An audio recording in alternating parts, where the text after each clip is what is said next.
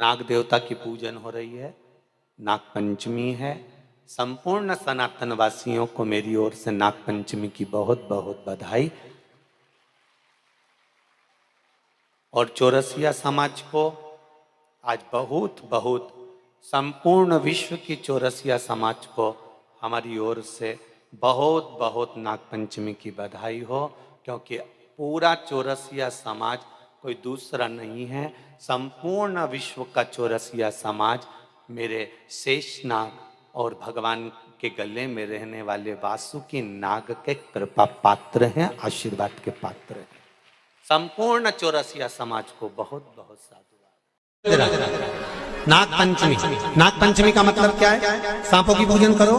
नाग पंचमी का मतलब होता है शंकर जी के मंदिर में जाकर एक लोटा जल समर्पित कर दो। उसका कारण क्या है कि हमारे परिवार में, हमारे कुटुंब में परिवार में कोई 7 पीढ़ी के अंतर्गत भी अगर कोई जीव तड़प रहा होता है, पड़ा हुआ होता है, उसकी मुक्ति नहीं होती है, तो पंचमी का चढ़ा हुआ जल उस जीव को प्राप्त हो जाता है। और वो जीव, आप यहाँ पर नाग पंचमी पूजन करते हैं नाग देवता की, तो नाग देवता की अगर आप पूजन कर रहे हैं नाग पंचमी पे, तो ये विचार मत करना कि नाग पंचमी पर अपन नाग की पूजन कर रहे हैं।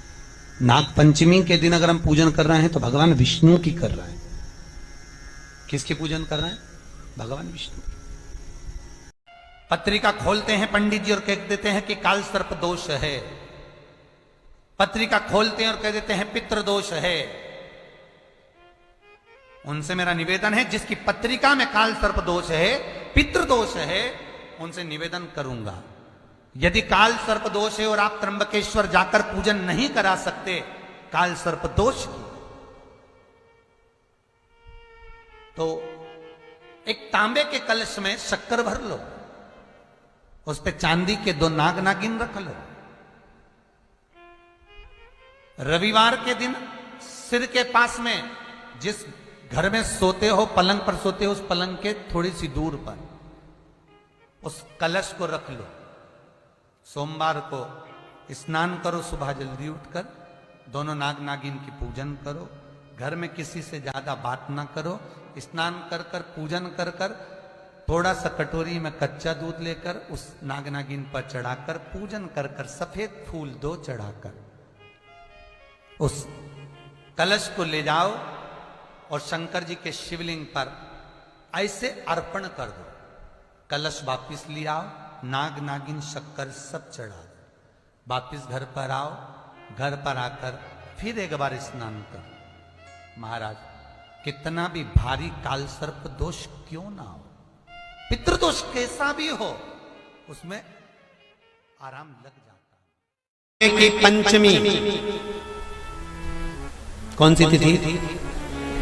पंचमी, चाहे वो शुक्ल पक्ष की हो, चाहे वो कृष्ण पक्ष की। श्रावण महीने की पंचमी के दिन शंकर भगवान पर जिस परिवार के व्यक्ति का कांवड़ जल हमने बताया है आपको, जरूरी नहीं है कि डंडा बांधकर 2 कांवड़ के जल के लोटे लेकर जाओ, आप अपने हाथ में भी 2 पात्र लेकर जा सकते हैं।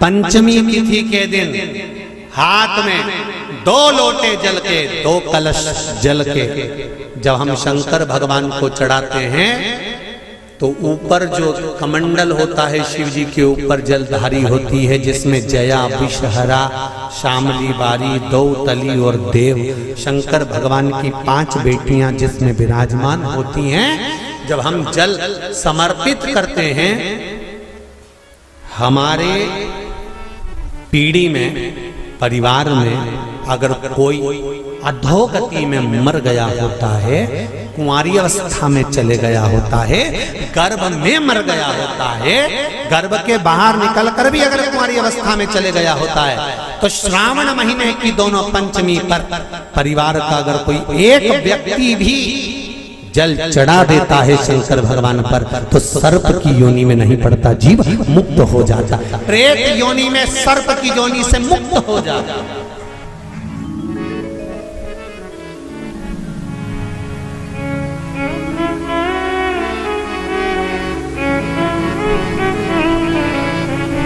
महाराज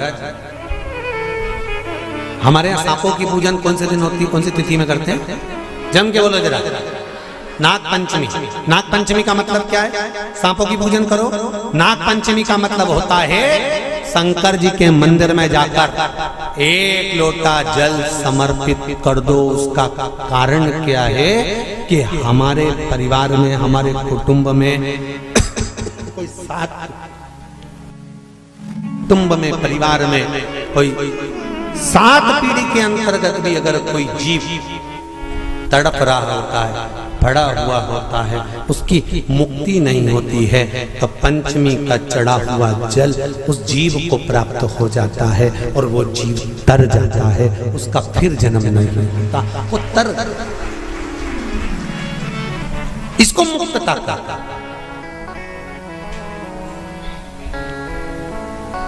इसको मोक्ष कहता।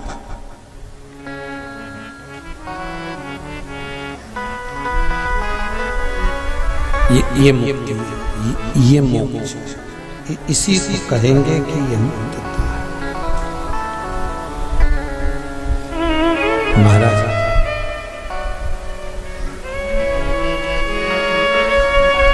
श्रावण में अगर मान लो एक दिन आपका निकल भी गया, 2 दिन आपके छूट भी गए, कोई दिक्कत की बात नहीं। जो पेड़ तुम्हारे यहाँ लगा हो, जो पौधा तुम्हारे यहाँ लगा हो, जो वृक्ष तुम्हारे यहाँ लगा हो, जो क्यारा तुम्हारे यहाँ, कुंडी तुम्हारे यहाँ, उसी की मिट्टी को, उसी के पेड़ के नीचे, उसी पौधे के नीचे, उस मिट्टी को थोड़ा सा हाथ से उसको उठाकर एक लिंग की आकृति बना ले। उसमें जलाधारी बनाने की जरूरत नहीं, केवल लिंग की आकृति बनाकर उसी की पूजन वहीं कर कर, पानी चढ़ाकर 15 से 20 मिनट बाद अपना काम करने के बाद उसी को उसी मिट्टी में विसर्जन कर दें, अपनी कामना कर कर। देव अधिदेव महादेव 2 महीने के बाद क्या देगा ये वही जान सकता है। सोमवार के दिन तू मेरे मंदिर के दरवाजे पर, चौखट पर बैठ जाना, और दूसरा प्रतिदिन शाम के समय पर तू बेलपत्री के पेड़ के नीचे बैठ जाना। जो तेरी बेल वृक्ष के नीचे सेवा करने आए, जो शंकर जी के मंदिर में सोमवार को जल चढ़ाने आए, उसका जो पात्र जल चढ़ाकर जब वो घर लेकर जाए, उसके पीछे पीछे, पात्र के पीछे पीछे तू जाना और उसके घर में लक्ष्मी का भंडार भरकर। लक्ष्मी बेलपत्र के वृक्ष के नीचे तू विराजमान हो जा। उस बेलपत्र के वृक्ष के नीचे जो बुआरी लगाए, सेवा करे, चाकरी करे, एक बेटी को जैसे बड़ा करते हैं वैसे बेलपत्री के वृक्ष को जो बड़ा करे, बेलपत्री के वृक्ष का जो पालन करे, पोषण करे, उसकी संभाल करे, उस बेलपत्री के वृक्ष को जैसे जैसे वो उन्नति करे, वैसे वैसे उसके घर में समृद्धि बढ़ते जाए। उस जिसका खुद का मकान नहीं हो, खुद का मकान नहीं हो, किराए के मकान में रहते रहते जिंदगी बीत रही है, खुद का नहीं, और बहुत दुख का जीवन चल रहा हो, बहुत कष्ट का जीवन, बहुत अपना खुद का कोई मकान नहीं, मान लो प्लाट है पर मकान बन नहीं रहा, या कोई प्रॉपर्टी अपनी नहीं बन रही, तो हम इस व्यासपीठ से कहना चाहेंगे कि एक प्रयोग अवश्य करिएगा, एक प्रयोग अवश्य। अपने आसपास के 5-6 बेलपत्र के वृक्ष देख लीजिए। अपने आसपास के नजदीक के 5-6 बेलपत्र के बड़े बड़े वृक्ष देख लो, या छोटे वृक्ष देख लो,